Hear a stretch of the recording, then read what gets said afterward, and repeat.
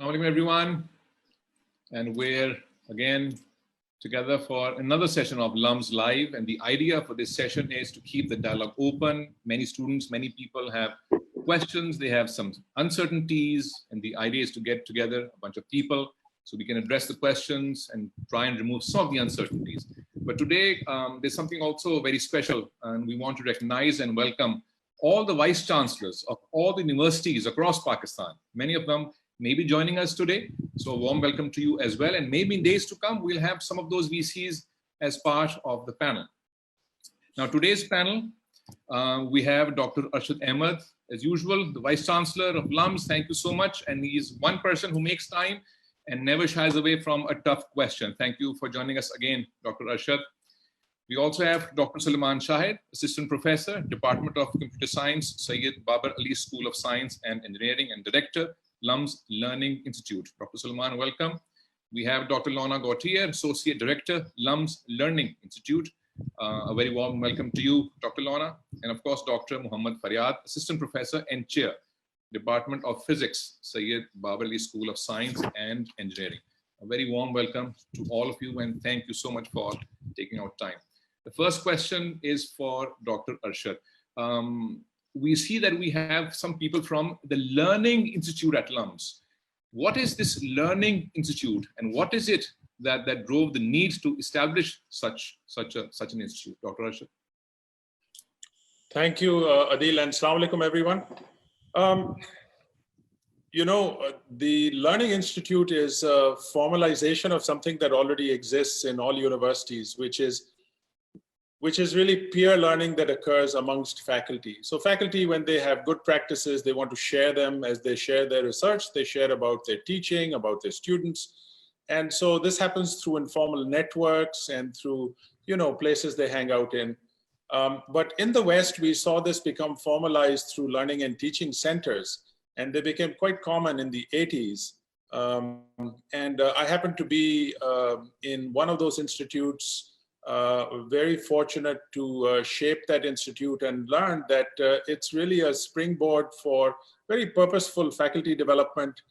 It's a place where you share best practices. You actually do skill-based learning. You learn to facilitate. You learn from other people's views, and if you do that consistently, we thought that the time had come for LUMS to have its own learning institute. And so we set this up. We thought about it a lot for about 6 months as to what would be the functional areas, which people like Suleman and Launa can speak to as they are leading that institute. But it really is it's a marketplace of learning, really led by faculty, for faculty, obviously to improve the student experience. And I think we're off to a pretty good start. Dr. Suleman, Dr. Arshad called it a marketplace of learning. So what are the objectives of this? And one would think that the whole university is perhaps a marketplace of learning, but why have a separate area designated for this? A little bit about the objectives of this Learning Institute. Sure. Assalamu alaikum, everyone. I'm Suleman. So as Dr. Arshad pointed out, that Learning Institute has different program areas and have specific objectives. Of course, the whole university works as a marketplace, but then, in Learning Institute, you want to go one step further and be a champion of the change, both in the pedagogy, but also in bringing innovation to the learning. So for example, when you look at the core program areas of Learning Institute, we have 4 main program areas. The first one is the faculty development. So we all try to teach and try to do our best while interacting with students, but we always have our own blind spots. And it is very, very important that, in a systematic way, we made ourselves aware of these blind spots. And then we have faculty to grow and then learn about new techniques of pedagogy, new techniques of engagement with students, new ways to, make this classroom experience more immersive. So this formal engagement with faculty so that we can help them to grow, I think that's one of the key objectives. It's not that you sort of fundamentally teach them that how do they teach, but also, more importantly, you help them to make them aware that some of the mistakes they might be making and some of the blind spots they might have, in the way they have been dealing with their own teaching. And people really appreciate it. I have taken myself some of those courses under the leadership of Dr. Launa. And really, when we reflect on those things, that how are we actually running our teaching business in classroom, with these interactions, you do learn a lot from this. So that's one primary area, that how would you focus on faculty development. The second area, the key objective is that how would you, establish a more, how do we establish partnerships with the students, pedagogical partnerships, faculty-student pedagogical partnerships, how students can become a partner when we conduct research, how students can become partner when we, improve our existing courses, how students can become partner when we design new courses, how can they think on a very micro level, which is a very course level, how can they think on a, on a macro level, which is a program level, so in this student engagement, how to be more student-centered, I think that's a second very important objective of this learning institute. Third, I think one of the key objective is that how can you, introduce this technology-enhanced learning. And under that, we have introduced a very enthusiastic and interesting platform, which we call LUMS X. So LUMS X is a platform where we take, even before this pandemic and COVID-19, we were thinking about, and we had already, launched this platform when Barbara Oakley was here, this LUMS X platform. And the idea was that how LUMS can start thinking about this next normal, this new normal of learning and teaching in this online space. And how we don't really react, but how do we sort of set the direction of online learning in Pakistan in general.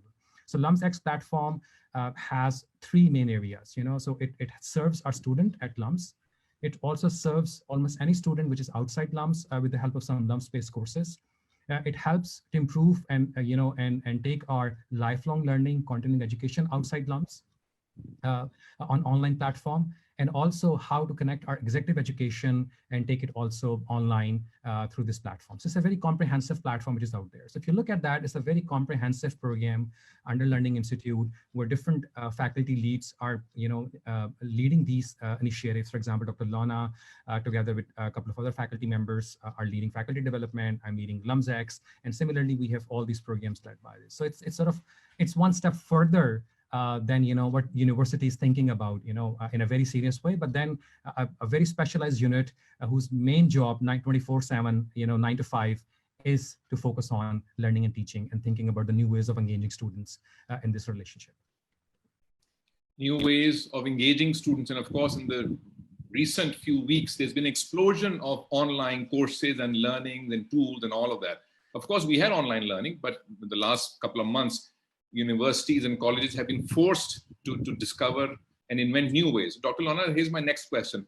How do we make sure that, when there's a shift from classroom learning to online learning, that pedagogy leads and technology follows, and we don't put the cart before the horse? We don't want technology leading and learning being in the backseat. How do we ensure that? That's a great question, and thank you, and hello everyone. Thanks for having me. The first thought that comes to my mind is, it's actually a comment that Dr. Sabi made a few weeks ago in the first webcast, and that was that good teaching is good teaching, no matter if you're face-to-face in a classroom or if you're in an online classroom.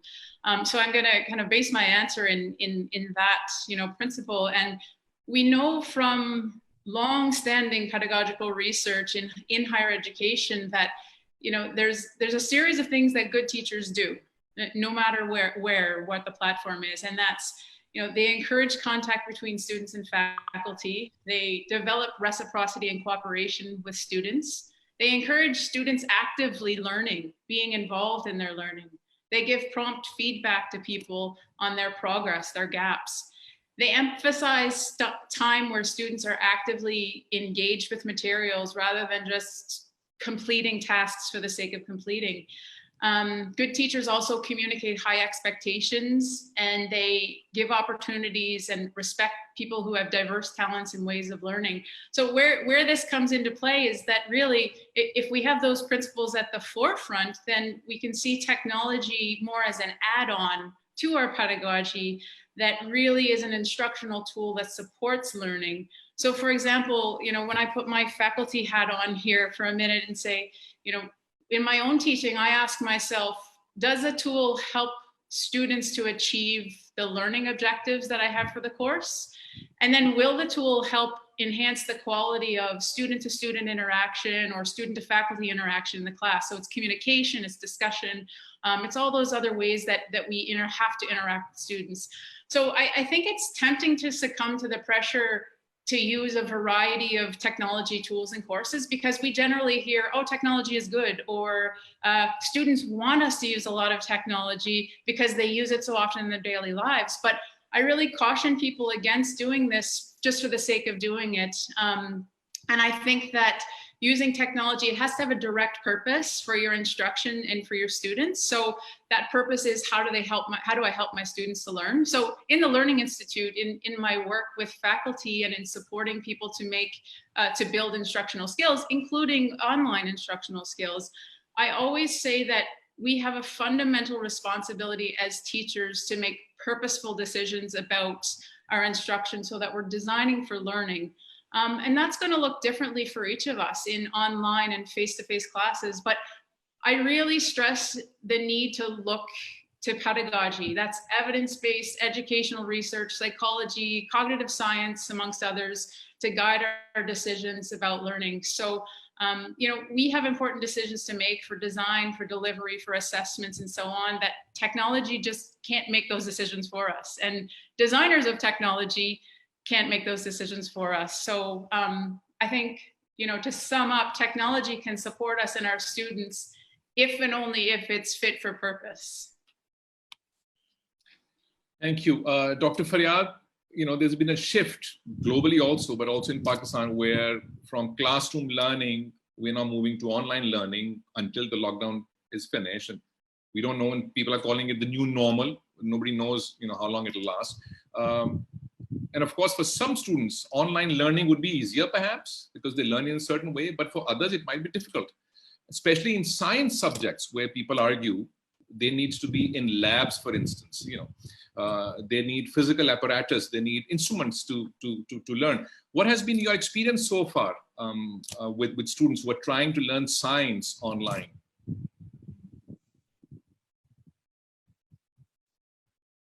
I think your microphone might be muted.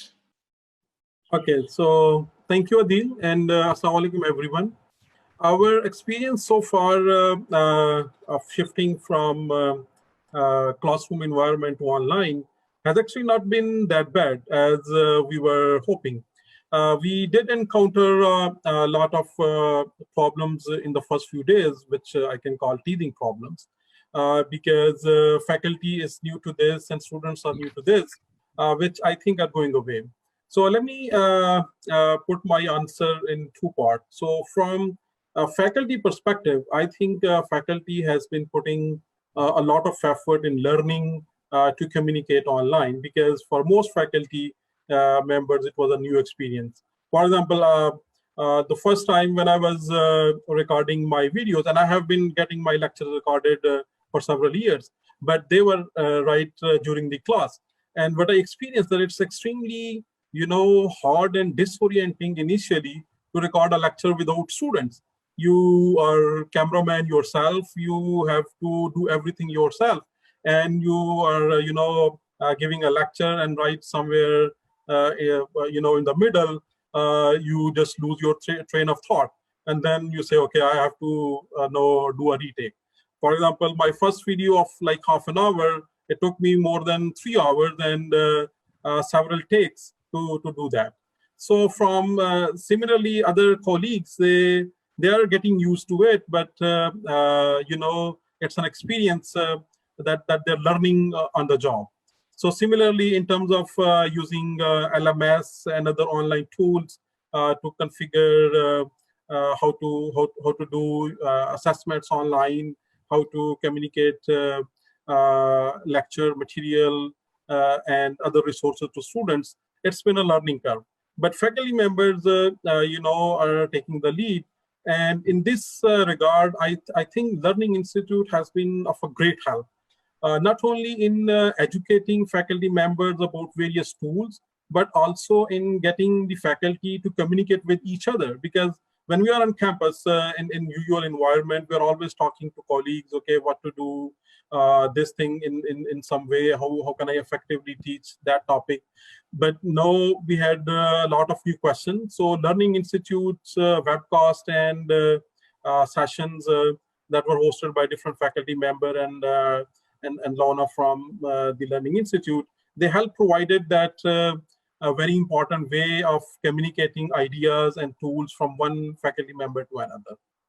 On the student side, we did experience that initially students felt extremely overwhelmed because on 6th April, when classes started, all of the faculty members who were almost on radio silence for several weeks, they began communicating their lecture materials, new timelines, new forms of assessments. And in this environment, many students felt overwhelmed. So, however, faculty in several departments and in our departments as well, we have been communicating regularly with each other through live sessions every few days to see how the experiences are going. And unfortunately, maybe from perspective of head of the department, we have to, tone down the passion of several faculty members a little bit, and that reduce the workload of students and make each faculty member realize that students have several other courses to take care as well. And so with this thing, we have been, able to, I think, overcome initial problems, and now students and faculty, they're almost getting into a smooth routine. I have been getting feedback from several students, and some students who have, technical problems. Other than that, most students seem to be very satisfied with the online teaching that we are doing. And actually, some students have suggested to me that they now even feel more productive because, they are in their homes and they don't have to go to classroom and waste time between the classes. So they can do learning on their own schedule. And lastly, I would, like to point out that education and learning is taking a big shift in this shifting to online. Students are now taking charge of their learning. Before this, instructors and faculty members would feel that it's probably their responsibility to make students learn. But now students are taking charge of their learning and they're learning on their own. So that's, I think, a big challenge and a big challenge which is being converted to big opportunity. That in education, the learners are taking charge of their learning, and that is something that faculty member everywhere can exploit. And lastly, if I talk about learning with respect to science and engineering courses, especially where laboratory courses and hands-on learning is concerned, I think that's the biggest challenge, because we can do learning for theoretical courses and research that involves theoretical and computational work, but doing cutting edge work and teaching students laboratory skills, that's very hard. However, for most courses, faculty, are reimagining their courses, and they're reimagining and they're reconfiguring their courses. And for example, in our department, several faculty members have sort of resurrected those old experiments that was, done by, say, Ibn al-Haytham, al-Biruni, and Galileo. In those days, there were no technology and there were no, modern gadgets available to those people. But still, they were able to discover great things. For example, we have included take-home experiments like for a few days, observe the trajectory of moon or sun, or, measure the circumference of Earth. And similarly, there are several other problems that can be done while at home. So faculty, I think, are improvising, and they're configuring their courses so that students can continue to learn these vital skills that are needed in science and engineering. Thank you, Dr. Arshad. Two things that I heard Dr. Faryad say, which were new to me. One was that the teachers also have to now learn a lot. It's like they need to be on the learning curve now, and that's most interesting. Typically, one thinks that if a teacher is in the classroom, it's only the student's responsibility, and he's or she is just there to teach. And the other is the learner now has to take up the responsibility. The students have to be now more active. So both of them need to learn. So my question is, because of this online shift, for now at least, would it be accurate to say that LUMS is shifting from teaching to learning? Well, it's really interesting that Faryad also said you can give an assignment to a student to, say, measure the circumference of the moon. And frankly, we couldn't see that moon before Corona. And now actually we can see some clear skies and the stars and the moon, and all these other opportunities are coming to light. But really, it's a really good question that I think you're asking, because the deeper reflection on that question, I think, has to do with the kind of debate that's been going on in higher education for some time. So let me just step back for a moment and suggest to you two different paradigms that the university systems have adopted. You know, the traditional system is one which is still quite dominant in many universities, including those in Pakistan. And that is a paradigm which you might call the instructional paradigm. In this paradigm, you know, the mission and purpose of the university is to deliver instruction. It is to transfer knowledge from faculty to students through courses and programs, of course, to try and monitor quality, but also to provide access to students. And, you know, we take great pride when we have diversity in our campuses. But if you compare that with a different kind of a paradigm where the institution says, okay, instead of an instructional paradigm, let's think about a learning paradigm. In this paradigm, we're not just going to deliver instruction, but we're going to take responsibility to produce learning. And that learning is going to happen through the creation of learning environments.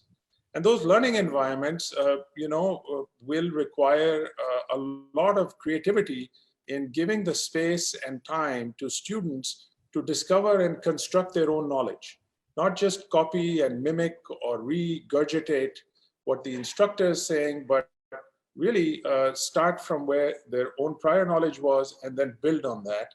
Of course, through their peers, through group learning, through the kinds of tools that were being discussed that, you know, amplify that understanding. Because remember, students are going through a developmental intellectual trajectory, right? And there's a lot of research that says that intellectual development takes time.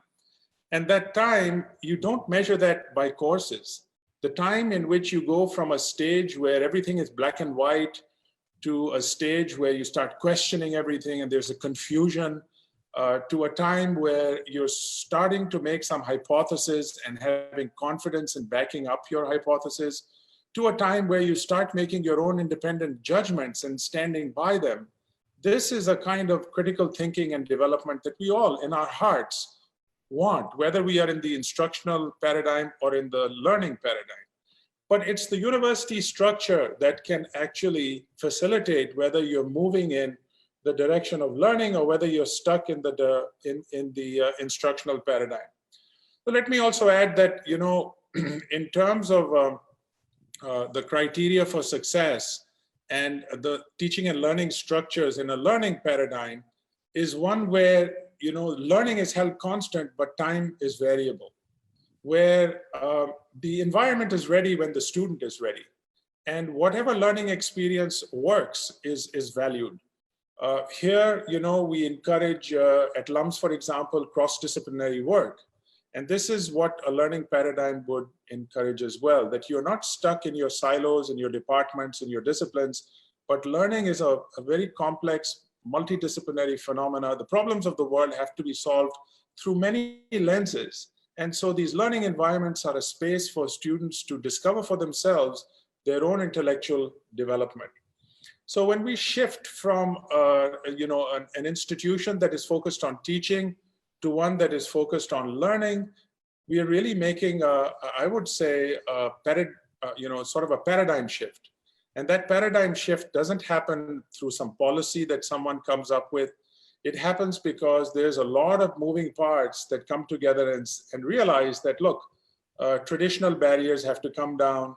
We have to become a more flexible, continuous learning system in which places like the Learning Institute play a very, very important role.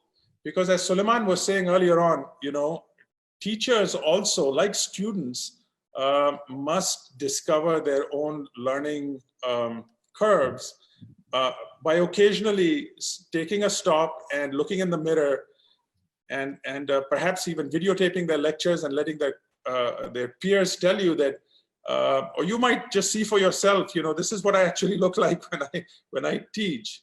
And the online learning environment is one where we can revisit all of these wonderful questions and think of this as an opportunity rather than as a constraint. So shifting from teaching to learning, as the old saying goes, when the pupil is ready, the master will appear. So maybe we will ready as a community, and then we have to now shift not to from teaching to now learning. I have a couple of questions from students. I'm assuming they are students, and maybe someone from the Learning Institute can respond to that. So the first question is from Sumaya Zohaib, and she wants to know if we could have instructional skills workshops online. And I'm going to couple this with the other question where Kuratul Ain Kiani wants to know if we can have authentic online language courses like French, Spanish, German, as opposed to inauthentic online language courses. So can we do that? Who wants to take these two questions? I think Launa can take the first one, and then I can take the second one. Okay, Yeah, Dr. Launa. Go ahead. Thank you, Samaya. If this is Samaya, my student, hi. Yeah, so for those of you who don't know the instructional skills training that we've been doing at LUMS, I'll give you a quick brief background about what that is. To date, that has been a 3-day face-to-face intensive facilitated workshop that we do here at LUMS, both facilitated by myself and some other faculty who have been trained facilitators. And the idea is that we meet with groups of faculty, teaching fellows, anyone who teaches. They meet in groups, small groups of no more than 5 people. They practice skills over 3 days of how to design structured lessons that are designed to designed based on learning science, actually, for how to support learning at different points in a lesson. And then also to ways to engage students in learning. So they learn new skills and techniques. But the idea is that they practice teaching in front of each other. And they have to do this within a short time frame, 10 minutes. And then they get feedback on that teaching on each day. So peer feedback in written form, verbal form, and video. So Dr. Arshad mentioned seeing yourself on video. And while that's very uncomfortable in the beginning, it is quite an eye-opener, because often when faculty get feedback on their teaching, sometimes there's a disconnect because we can't see what the other person means. So we just take it at face value, but we don't really know what that means. So, through all of these multiple forms of feedback, people really walk away seeing what we mean. So this is all done and people become certified, and we encourage people to go on and then try this in their classes. And we actually do have a course that supports faculty in doing so. But to Samaya's question, now that we've had a movement towards online, we actually want to do something that we've been planning to do, and that's moving some of our faculty development initiatives to online and blended formats. So this is an exciting opportunity for us too, because it's pushing us to go a little bit faster in doing that. So while it's not available at the moment, that is one of the exciting programs that we're looking at bringing online, because it's so popular, it is impactful, and people do walk away really having that experience to wear the hat of a student and feel what it's like to be in a lesson where someone is doing this or that, and whether you find that engaging. So we will be working on that, and through this new LUMSX platform, hopefully in the coming months, and being able to offer that amongst other initiatives such as course design, and again, this other blended course that I was talking about, where faculty can actually practice while they're teaching in real time and get feedback on that from us. And the exciting thing for everyone out there who may be listening, who's not a LUMS faculty or student is that, we also want to make these available to you, to other universities, and also to K-12 institutions as well, because what we teach here really transcends contexts. So we think that we're doing some really great things that we want to share with everyone else too. Okay, and second question, Dr. Suleman, would you want to comment on that, the language questions? So actually, under LUMS X, we are already working on a number of courses to support languages. So there are under Gurmani Center, we are focusing on right now 4 different courses. We are making an online course for Urdu, for Punjabi, for Pashto, for Sindhi, and for Persian. So, these are the series of lectures, which will, a series of courses, which will come online, as a part of our LUMS X platform. And interestingly, they will also become a part of our, continuing education center, and they'll be offered through that center also in the coming future. And I think after the success of these courses, we'll explore more courses, and French and other courses can, of course, become a part of it. But language is a fundamental part of our LUMS X platform, and there'll be more courses in the next few months you will see online, and you should certainly participate in those courses. Okay, on a lighter note, बच्चों को उर्दू भी पढ़ा दें यार. उर्दू भी है. जी Urdu is, so we are, हम start ही उर्दू से कर रहे हैं. Okay, we have Faisal Ahmad Khan, PhD. He's the Pro Vice Chancellor, Balochistan University of IT Engineering and Management Sciences, and he has a question. In fact, I remember we had the same question a few days ago by some students. And he's asking, can you please comment on your experience with students having limited or no internet? Is there any way that LUMS or any university can facilitate that, where students don't have access to internet? Who would want to take that question? Dr. Arshad, you and me. Yeah, I'm happy to jump in on that one, and please someone else also go ahead. So again, one of the things that we've made a commitment to all of our students is that nobody gets left behind. And clearly accessibility is a big issue. You can't ignore that. Where we have students coming from over 160 different towns, villages, and cities in Pakistan. And this is a great source of pride and joy for us, because we want diversity to succeed, not just to be diverse, but we want these people to succeed, right? So one of the commitments we've made is that every single student will have internet access. If they don't have some, we have bought devices, some 600 devices we already have. Many of these are being distributed as we speak. And we are contacting people not only through a survey that we did to find out whether you have access issues, but also by phone, by SMS, any way possible. We have hotlines on our website, so students can actually reach out and say, look, I'm having this difficulty. How can I do any work when I'm not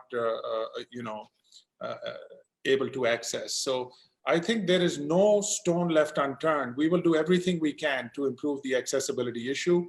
The fact is that even those who have access, we recognize that it's going to be a bumpy ride, because you have overloads, you have some systems going down. But the good news is that a system goes down, but it comes back up again in a minute. Zara sa patient, so it does come back up. If you do a Zoom call, I'm sure you've experienced it. Suddenly you hear lips fluttering, but you don't hear anything, or someone just phases out. But at the end of the day, it works out. We just have to be a little patient and support each other, because without that support, we're going to have few people benefiting and the rest left on the roadside. And that's not the way we're going to go with this at all. So unlike the Pirates Code, anyone who's left behind, falls behind, is not left behind. And that's a great thing. I read a research some while ago where they had linked internet access with prosperity. So areas in the world, mostly it was African countries, where there was less internet connection, the prosperity, the GDP, the economics went down. So I think in the days to come, we will need to have internet made available to students across. Dr. Faryad, you want to add to that? I also have a question for you. Let me pose a question in addition to what you wanted to add. Since it seems when we go back to the new normal, these online tools that are being developed across the world and here in LUMS will stay. What do you think are some benefits and some shortcomings of this kind of learning, which is a new kind of learning? So first, you want to address the earlier question, and then perhaps this. Okay. Thank you. I think this is a very important question, so I'll come to it in a little bit. And I would just like to add to the question of accessibility, that while we have been able to send internet devices and facilitate our students almost to full possible extent, even then, what I would just like to point out that there are still students in areas where the internet connectivity is still very patchy. And for example, I have one student in my class who has told me that internet works in his hometown only after 12 in the night. So I have to send you my assignment after 12 o'clock. So you shouldn't, have a deadline before 10 p.m. So we have to keep these things in mind. And for people who are listening, this is my advice to all colleagues, that when you are designing your courses for this online shifting, always have redundancy. For example, you should have lecture notes, maybe in PDF or in another form that doesn't require too much bandwidth. And then you can also have lecture videos, because many students, they may not be able to go through the notes only and understand. So by having this redundancy in transmission of instructions and material, we can take into account a vast majority of students. And just before coming to that question, I just want to point out quickly one other thing, that while discussing students without internet, we shouldn't forget a lot of faculty members who might have connectivity issues. And LUMS, fortunately, have been able to provide this support to us. For example, 2 of our faculty members who are stuck in their homes, they didn't have good internet, so we have been able to ship devices to them as well. So other universities who are planning to go online, they not only have to take into account students without internet, but also the faculty member. And now coming to your question, Adil, I think this pandemic has accelerated the trends that were already there in academia. If we just go back 5 years, we see that in the last 5 years, a lot of online courses are coming. And for example, edX, Coursera, MIT OpenCoursework, and from several other universities. So a lot of universities have been offering these online courses, and many consortium of these OpenCoursework are already there. And many of our students actually have already been learning through those online platforms, including some of the faculty members. So this pandemic, I think, has only accelerated. And fortunately, several universities, including LUMS up to a large extent, were already equipped to handle this online shifting, because, for example, we had a very good functional LMS. So these things were already there. Now, when we come back, I think our students and our faculty will have a great experience of using these tools, and we can use them to make our teaching more effective. Many of our colleagues were already using what we call flipped classroom experience, where you send instructional materials and videos to students, and they watch it before coming to class. And during the class, you can be much more interactive with your students and discuss philosophical and bigger issues than, let's say, going through the nitty-gritties of some topic.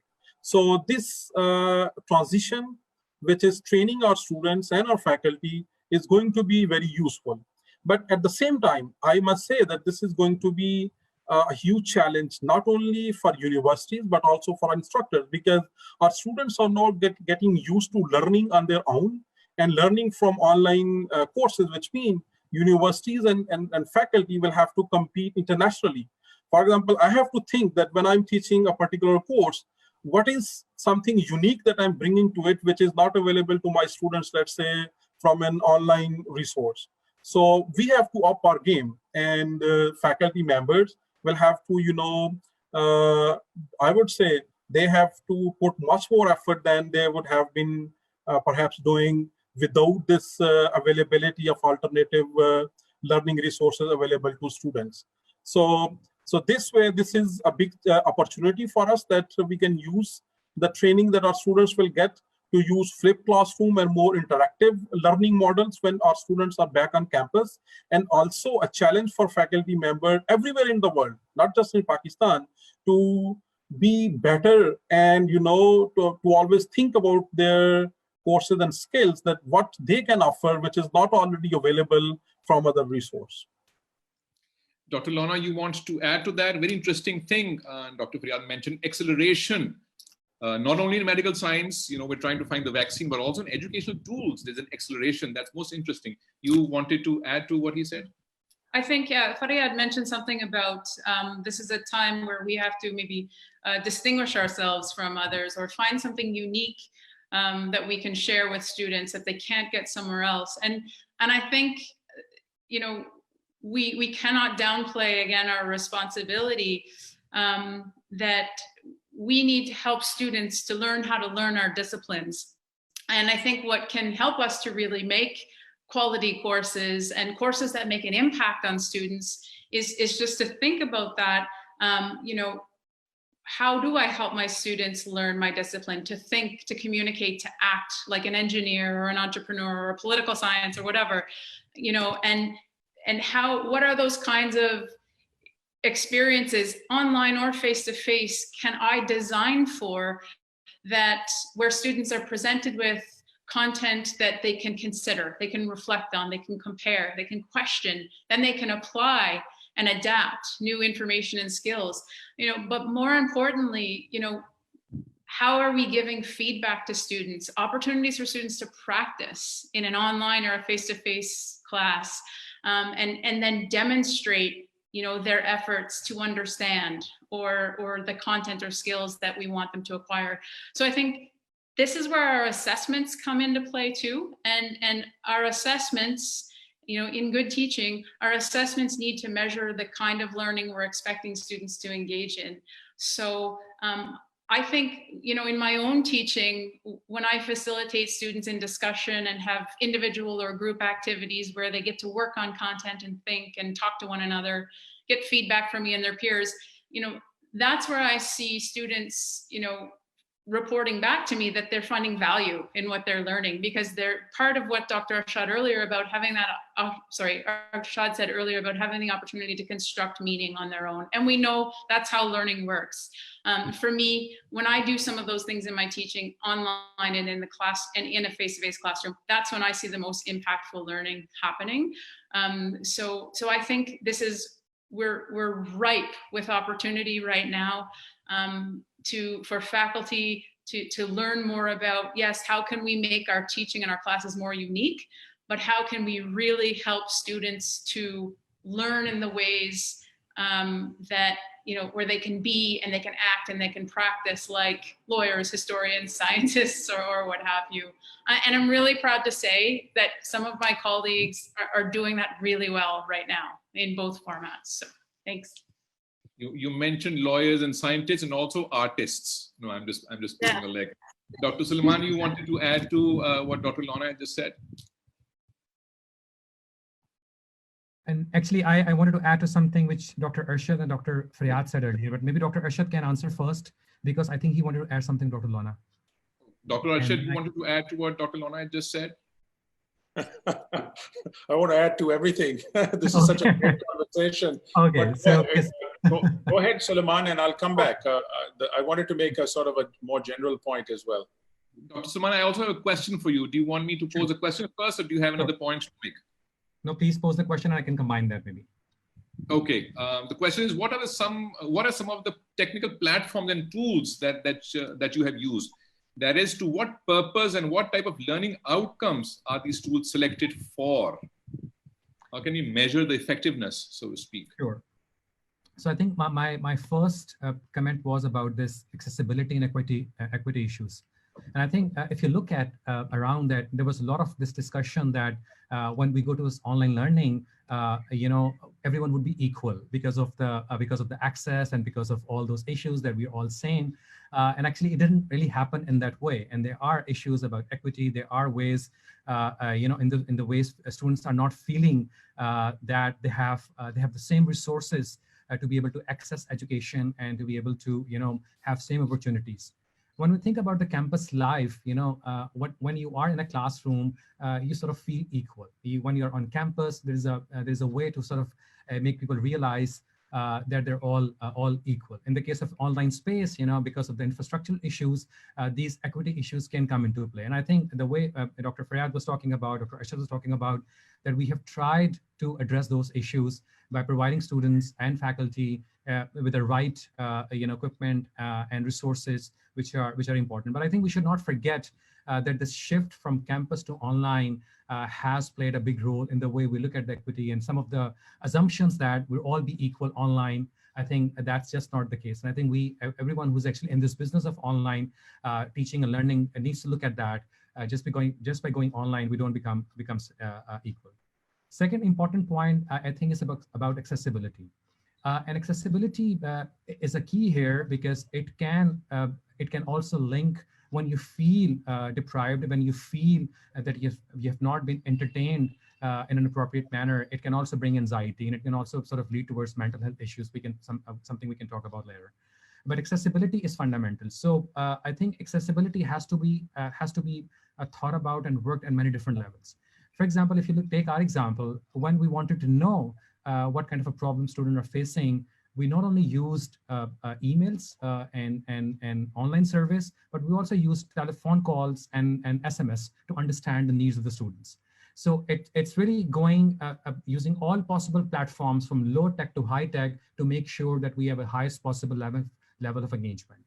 In terms of content design, we can employ, and we are employing this universal design principles, so that there's a multi-modality out there. There are multiple platforms based on their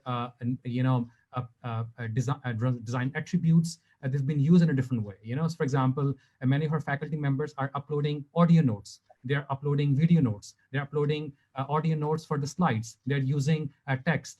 Sometimes they're making phone calls to the students if they want to have their office hours. So I think this whole package should be out there. We just simply cannot restrict ourselves to one platform, to one way of engagement, to one mechanism. And that very nicely connects with the next question you have asked me, or the tools which are out there, and how can we use those tools. For example, we are using Zoom as one of the platforms for engaging for synchronous communication. But that platform cannot always work for all scenarios. So as Dr. Launa mentioned earlier, I think the learning outcomes needs to define what do we want to have, as a tool which would support us.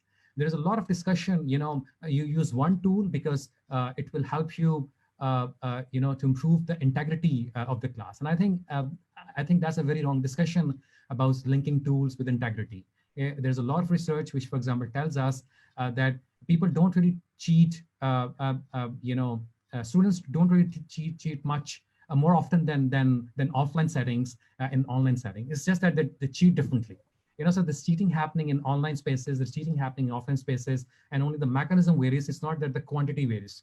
So I think that the tool, the technology, the way we engage students is really dependent on what do we want to achieve in terms of learning outcomes, in terms of how do we want to engage students, and what the goals of the course are. I think that's the more important discussion, because there's so many tools which are out there, and I think we should not be dependent on the tools. We should be dependent on what do we want to get out of it, and then tools should come in to support us. Interestingly, Dr. Arshad, two key words that I picked up: cheating versus integrity. So, when you're in a classroom and someone cheats, there's a different methodology. If someone is online, that's a different methodology. So my question was, how do we guard against that? But my friend on Facebook, Misha Ahmad, has worded it much better. And she says, a huge part of university life is the physical exposure to all types of people across different cultures and learning to thrive in the same environment. How can online learning ensure the same level of self-discovery and, keyword, character development? What do we do about that? Character, the key word here. देखिए, अगर इस तरह के सवाल आपने तो 3 सवाल एक breath में दे दिए हैं, and I'm delighted to hear so many questions coming because people are interested in the many aspects of what we are all up to right now. Look, let me talk about academic integrity or dishonesty first, which is where Suleman left off. And I'll try and come back to an earlier point, which has to do with, I think what I'll call the great equalizer. So please remind me to talk about the great equalizer, which has to do with the previous conversation. And I will try my best to address Misha's question. If I don't, someone else will. Look, for academic integrity, I think people are rightfully concerned about cheating and plagiarism, but we have to think about that in a much more broader way, not just online, offline. We have to think about not just dishonesty for students, but what about dishonesty in society in general? I mean, why should it be only a problem that students have? This is a problem society has. I mean, there is the famous example, we can go back to 2003. We'll all remember the day when the Secretary of State went up in front of the United Nations and basically told a huge lie to invade a country based on a completely false premise. We all know that historically. So this is an example to me of integrity. And so if cheating has to do with integrity, it also has to do with ethics. If it has to do with ethics, it has to do with a code of honor that we all follow. You know, we do it individually in our families, we do it in the institutions where we work, and we do it in society at large. And for any intellectual enterprise to thrive, we have to think of academic integrity in that broad sense. So if you talk about specifics, people say, look, that's a philosophical discussion, don't get into that. Tell me specific things to do. I'll tell you specific things. I was an instructor not long ago. And some of the things I used to do for my online course was I started asking, well, why not have open book exams? If you have open book exams, then you you just take questions to another level. I also discovered that if I did a lot of short tests rather than one big one at the end, then it was difficult for people to cheat because they had to prepare for a whole bunch of tests rather than, meaning they couldn't find a lot of people to help them cheat for many little tests than for one big one. So that helped me. Randomizing questions is another common thing people do. There is a wonderful instrument I came across, and people might want to look this up. It's called IFAT. Just remember IFAT. Look it up on Google.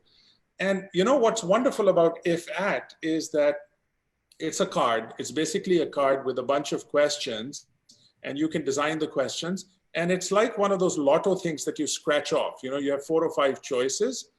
And the way it works is you give a test to somebody and they use this card to answer the questions. They do that individually, but then they're in groups of 4 or 5 and they are trying to arrive at the solution collectively, which is how normally we try and come up with problem solving. We don't do it alone, we work in groups. So what this technique does is it allows you a second chance, a third chance, and a fourth chance, meaning you get credit. If you get the right answer the first time, you get the most credit, and then the credit keeps going down. So what you're doing is you're persuading your colleagues to come up with the right answer, but it's a discussion where the learning is taking place, and then you have to achieve consensus as well. And you see who's doing most of the work. And so there's a lot of dynamics that's all playing out in a test. I mean, imagine people enjoying a test. And this is happening when you use an IFAT instrument like that. There are many other ways in which you can minimize online cheating, but I think the discussion is really about, plagiarism. Why do we copy and use other people's work? Why don't we give credit where it's due? Are we fundamentally honest? And by the way, an honor code developed in a university, research shows that you in fact do decrease cheating when you have this kind of a collective code that you're going to abide by. Now, let me go back to the earlier, I'm forgetting now, what was the great equalizer you had said. Oh yeah, thank you. So, I find that when we were having this discussion, we might seem to the audience that we are all so pro online teaching that we want to abandon the good old days of how things used to work. And I want to make sure that people understand this is not the case. We are simply being human, which is adapting. And it is such it's so heartening to know that the whole human race is actually changing their behaviors in very short periods of time. I mean, really, Adil, if I asked you in December, can all of humanity work from home? And you would laugh me out of the room and say, what kind of, what did you what have you been smoking or whatever. I mean, this is just not, wasn't conceivable to us. And here we are, it's become institutionalized, working from home. Now, so if we think along those lines, we were forced to go online for obvious reasons. Now, we are also making choices here. So I want, especially the administrators who are listening today, a faculty member fundamentally does three things in the university. You know, they do research, they teach, and they do service to the community. And they, you know, spend 24 hours in a day, they slice that differently. And the rewards and structures of the university support that. Now, what have we been doing for the last month? Actually, my guess is we've been focusing on teaching. We could not possibly be doing the research the way we used to do it. Labs are closed, grants are all falling apart right now, deadlines are being missed. So we are adapting. And this is really good news for students because we're focusing on learning, we're focusing on teaching. But as a system, we should remember, and this is for my colleagues, as much as it is internally within the university, we have to also accommodate our faculty and give them more time to finish their research. We should be flexible to our colleagues, just as we are flexible to our students, just as we are flexible to our staff who are wondering, yaar, mera kaam to tha, you know, I had custodial work. Am I going to lose my job because of this? It's not my fault. I still want to work for you. You know, what is the capacity we have as an organization to sustain these communities that we are responsible for? So there are bigger questions about Corona to be an equalizer. It's equalized the entire world. Whether you're a rich country or poor country, you're going through hell right now, especially the rich countries. I mean, look at the way their economies are. Really, it's a tsunami as far as economic devastation is concerned. But here we are, and we are trying to think opportunistically, but we're also adapting, and we're trying to make the most out of it. Not to say online is the magic potion. And this is to your question, Misha. You know, we are always going to value human interaction face to face. We want to look at the beautiful trees on campus, and I'm lucky I can still do that. In fact, if I have a chance, I can show you. You can see them outside. There's the campus for you. You know, that's not going away anywhere. We're going to value those experiences, but at the same time, if we can strengthen our offerings, if we can reinvest in these choices for students, isn't that a good thing? Dr. Faryad, you wanted to add to the point that Dr. Arshad made earlier about integrity and cheating and honesty? Yes, I would actually just like to amplify one point that Arshad mentioned, and that's a technique that we are actually using in most of our courses. Because I just want to, you know, quickly highlight this point, because talking to several colleagues in other universities in Pakistan, several faculty members have this big concern about cheating and integrity. So I think when we go online, especially in the middle of the semester, the courses doesn't have to, you know, translate as it is, especially the grading instruments and assessments. And as mentioned by Arshad, what we have done is instead of having grading instruments with very high percentage, for example, final exam of 30% or a midterm exam of 30-40%, what we have done, we have spread that grading throughout the rest of the semester. Instead of having, let's say, one final exam and one midterm exam, just have 5% homework every week. So that will not only reduce the incentive for, but also the impact of cheating on grades and everything else. So that's a technique that almost everyone can use in their course. Even if the course, let's say, require a big project or a big output at the end, you can have deliverables which are distributed throughout the rest of the semester so that each part has a smaller component. So with this technique, I think a lot of courses can be handled, and this not only will, you know, spread the workload of students over the whole semester, but will also make this issue, I think its impact will be reduced a lot. Dr. Suleman, you wanted to add to this? Yeah, I think Dr. Faryad here raised a very important point, which I think we as a community needs to understand, that we did not move online in a very planned and coordinated fashion. It happened in the middle of the semester, and it happened so suddenly. It happened for the students, it happened for the faculty. So it means that this change, so when we think about whenever you react to a black swan, you plan in a very different way. You plan for near term, you plan for midterm, and you plan for long term. Right now our complete focus is on near term, and near term is that let the semester finish in a systematic way. So if you think that we as humans don't really like change, there's a lot of neuroscience research now which shows that we don't even like positive surprise. Forget the negative surprise. Anything which is surprising, our first spontaneous reaction is that, wow, what is that? We people freeze first, and once they freeze, only after that, they try to find out what has happened, and only after that they try to shift their focus, and only after that they try to talk about this thing. Look, how did I conquer that? So if you think in terms of students, they are in this freeze mode, wow, what has happened to me? And now they're trying to move to the next mode, is that they're trying to find out how to sort of address to that thing. In the case of faculty, I think we're the first responders. I'm not sure if the right analogy, but we are sort of this emergency response workers who have to go to the site immediately and try to find out how to tackle the situation, how to fight with the fire. And in our case, what we are trying to do, we are trying to go immediately from freeze to find to shift. And while doing that, I think we need to be very careful, and we need to bring a lot of empathy and compassion, that we just can't go with a similar mindset. Our instruments, the way our rubrics used to work, the way we need to talk to our students, the way we need to understand their needs and their desires and their problems, they all needs to be taken care of. So, and we need to build this new relationship and new contract with the students, a relationship and contract of trust. Give them, consider them their adult students, consider them that they know about their learning, they're here because of the reason.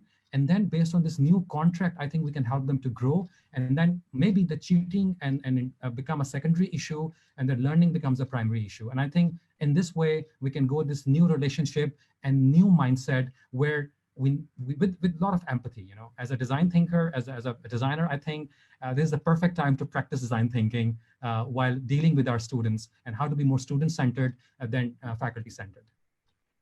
That's excellent, student-centered. You also mentioned the term first line of defense, not to scare you or anything, first and last line of defense, just so you know. I have a question from Nudrat Amir from CCOS, University of IT and Emerging Sciences Department of Mathematics, Shahid Benazir Bhutto, Women University, Peshawar. And that's aimed at Dr. Launa. And she's asking, how can we join the group you mentioned here to have a reflection by experts on our teaching methodology? Thanks for your question. I think like a two-part answer. One is that we are, as I mentioned before, we are working on developing an online version, an online pedagogy course here at LUMS that we're intending to be accessible for other universities as well. So that will be one way. Again, we're looking at probably late summer, early fall, when this will be developed and ready to go. So that is one way. Another way I want to encourage you is to start now and start on your own in your very own institutions. And one way you could do that is through peer-to-peer feedback. But it's important that you kind of enter into this initiative with the understanding that it wouldn't be for evaluative purposes. So you don't ask your peers to evaluate you as much as to give you feedback to help you to improve your teaching. So there's a lot of guidelines and resources out there that can support you for right now in setting up some kind of, I guess, system, for lack of better words, to put in place, or informal system. I shouldn't even say system, but in some informal peer-to-peer feedback activities that you could do even in an online format. So as an example, I could ask one of my peers to attend my online class and simply observe and take some notes on some of the particular things that I'm looking at improving. And I do encourage that people have a conversation before attending attending someone's class on just that. What are you looking to improve? What can I help you to see in your teaching? So there is a lot of support out there for that, and just how to do that. And most people just need help with the kinds of questions to ask one another, and to look the kinds of things that you can look for when you're observing someone else's teaching. So there's kind of two places that you know, that you can look to kind of really start engaging in that in your own institutions. And my colleagues might have something to add to that as well. So. If not, then I am going to pose a question to Dr. Arshad. Anna Tamimi wants to know, what steps can be taken to assure successful completion of online courses by students who are not self-disciplined? In your opinion, can online classes be structured for all types of students?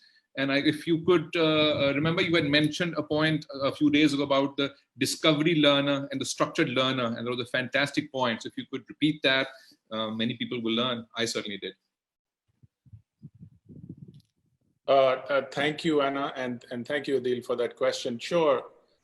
So you know, you may have noticed amongst your peers or within your own family that in the earlier stages of development, you know, when we are in school, especially, and then when we start off in university or post-secondary education, students really appreciate structure. You know, because they want the right answers. They're looking for the truth, if I can put it that way.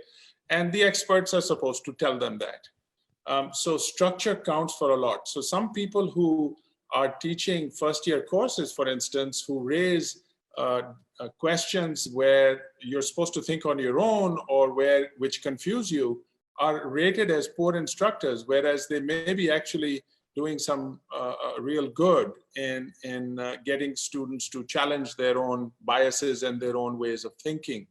So initially, it is said that generally, the more structure you provide for these types of learners, the safer they feel, the more they know. It's a sort of a scaffolding procedure, a way to try and build somebody's development. But then you have people who really don't like that. They don't want to be told how to learn. They are, you know, they're learning machines. They're like the little children who you can't stop them from their curiosity. They have question after question.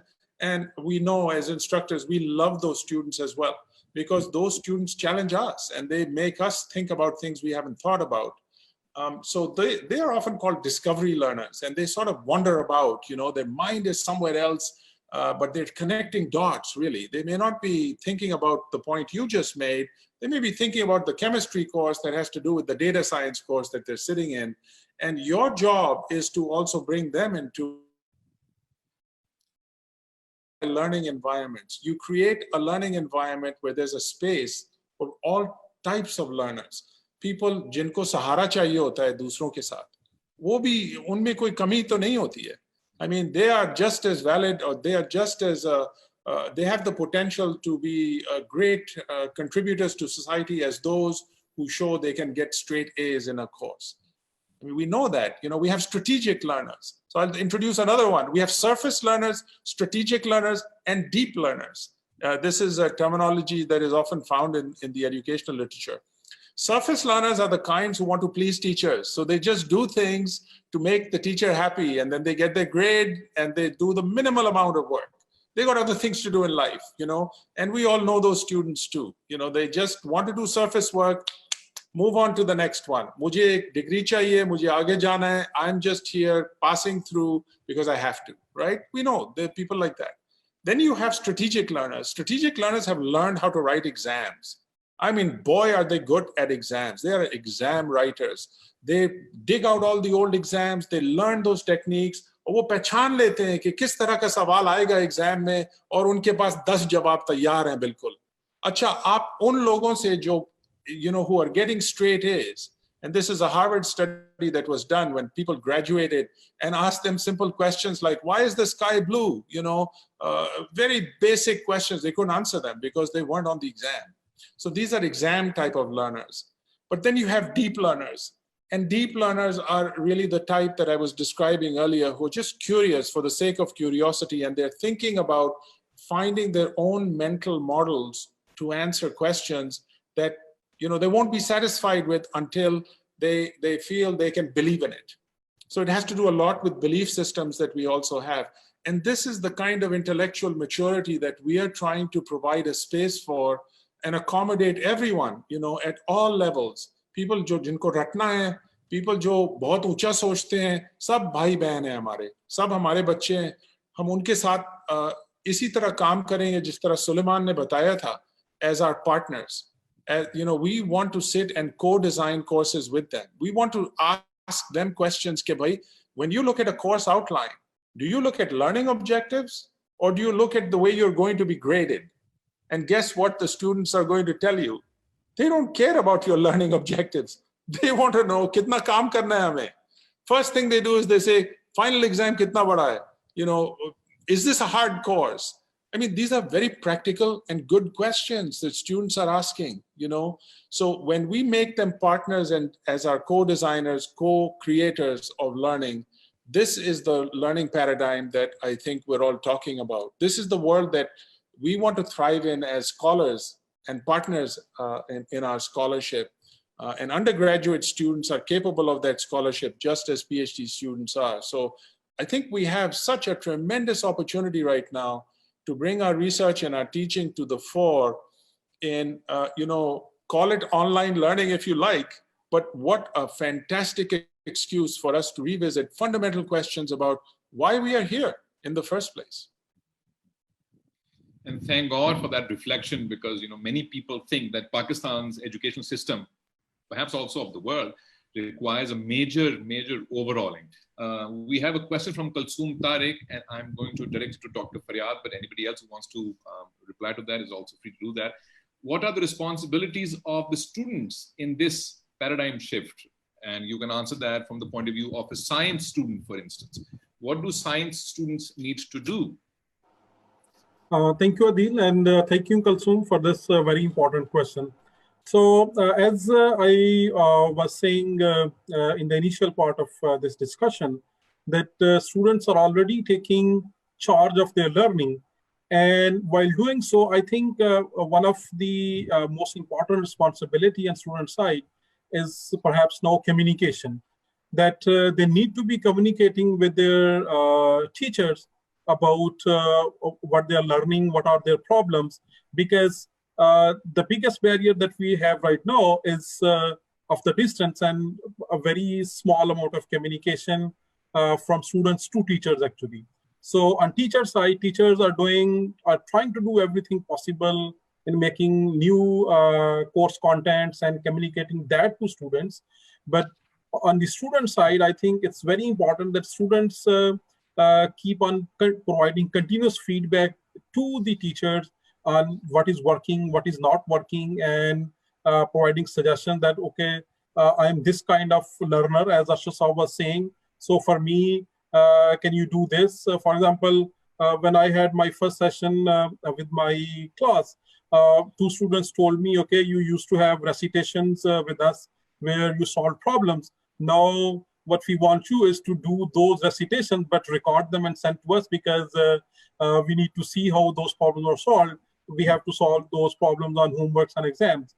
So this is kind of feedback that I think is going to be very important for teachers to modify and know what they should do, because it's new for teachers, it's definitely new for students, but since it's going to be centered on students, the students' responsibility is that they keep informing their teachers that what is best for them, what are their problems, and how they can learn better. So I think in terms of responsibilities, that's one of the bigger responsibility from student side. How they can learn better. Dr. Suleman, I have a question for you, which is, Dr. Arshad mentioned, you know, types of students, for instance, surface, strategic, deep, discovery, structural, all. You put a bunch of them together in a classroom, and some of them would be confident, some of them would not be so confident. And that would add to their mental anxieties and mental pressures. And I'm sure, you know, schools, universities have students where they have mental issues.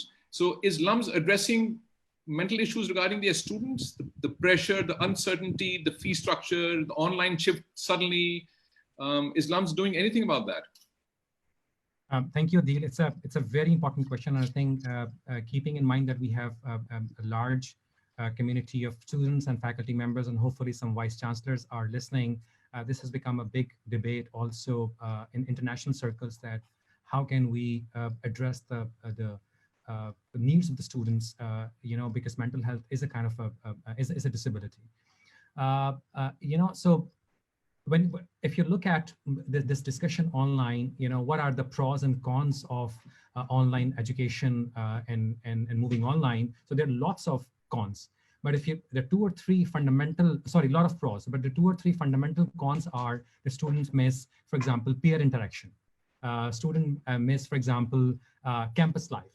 A student miss this networking opportunities, and more importantly, student miss their support group, which they have developed over time to tackle their anxiety issues, to tackle their mental health issues.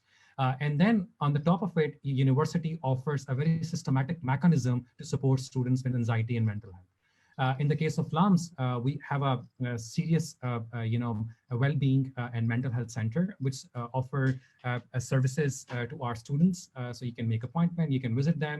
And the first thing and the most important thing that that center has done now, it has moved online.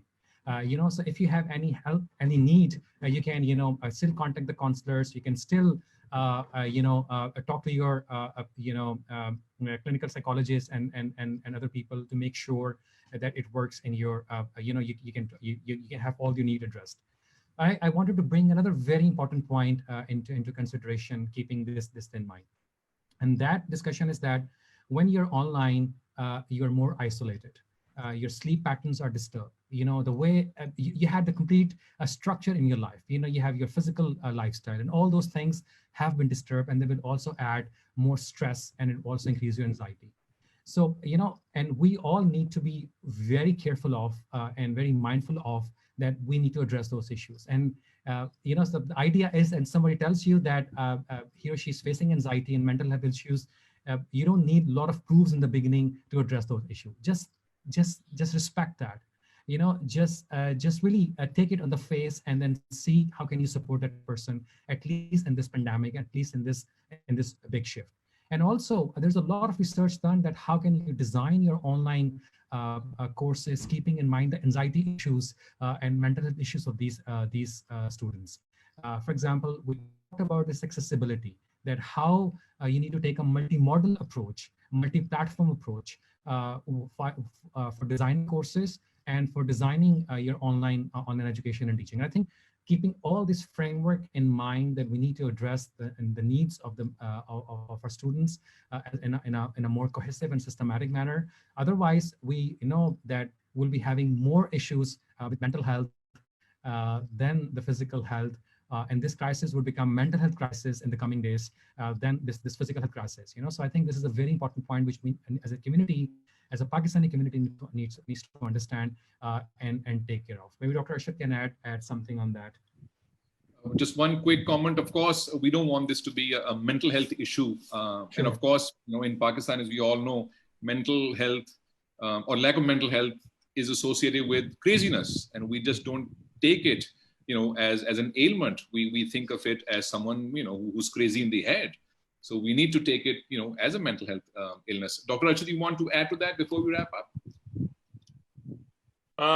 Well, sure. Just very briefly, I think Suleman really hit all the points. It's not just a Pakistani problem, as he mentioned. I would say most universities in the West, at least in Canada, it was quite apparent that 1 out of 4 students had a mental health issue. That's a huge percentage of students, 1 out of 4.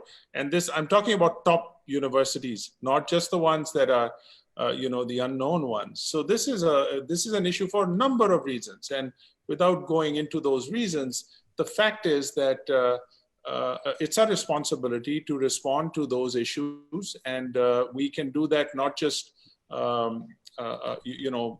by facing the student. Obviously, it helps if you have offices, as we do, on accessibility, inclusiveness, on mental health. We have these offices. Academic advising is another huge area through which a lot of these anxieties brew. And giving some pathways and choices are obviously helpful for students. So I think all universities have to do their part. But I wanted to actually, if we're wrapping up, maybe I can make a wrap up. I wanted to say something to the audience, if I may, especially to my colleagues who are in the same boat as we are. I noticed there are a lot of comments from other universities too. So of course, the first thing is that you have, navigated us through a lot of topics in a short period of time. So I want to thank you, Adil, first. And my colleagues here, Launa, Suleman, and Faryad, you guys are not just frontline, you're really doing important work for the country. And it really it segues to the point I wanted to make, which is that I think what a pandemic has done more than freeze people and put them in a state of inertia and fear is that they've also brought people together in a big way. There's a lot of people who are volunteering that weren't volunteering before, people more generous than they were before. People are really thinking about others, especially the elderly. And I think as institutions, we have to remember that problems of this size and magnitude can't be solved by a LUMS or by a NUST or by pick your university. It's a global issue that we're facing, let alone a national issue. And we have to put our heads together. We have to form alliances. Now, HEC is helping us to do that. They've formed NAHI, the National Higher Education Academy. They've put some resources together. Dr. Bunuri has come up with an article you can read today in Dawn about why online. And he's got a whole bunch of good reasons, why we have to do what we're doing and what are some resources and so on. But I think we should do more. We need to do more than the usual rhetoric around collaboration. That इसमें research कर लेंगे या इसके अंदर मिलके ये project कर लेंगे, वो तो करते हैं. What's the new level of collaboration that we can now equalize, back to the great equalizer? This is a moment where we can seek equity in many different ways. One of them is through collaboration. And whether that is through teacher training, whether that is through new course designs, whether that is through new programs we can do together, whether that is to do research on the kind of metrics we need as a society to deal with this pandemic. There are lots of things we can do. There are lots of brains in these universities. And the more we collaborate, I think the better off we're all going to be. Thank you for that. You had used the term compassion and communication last time, and we're going to add another C to it, collaboration. So key words that are coming out. Thank you so much, Dr. Arshad, Dr. Suleman, Shahid, Dr. Launa, and Dr. Muhammad Faryad. It was a fantastic session. I still have a bunch of questions, but hopefully, we'll get the four of you together at some point in the future. And everyone who's watching on Facebook Live, thank you so much, and stay safe and look after yourself and stay home. Apna khayal rakhein, apna pyaaron ka bahut khayal rakhein. Thank you so much, and Khuda Hafiz.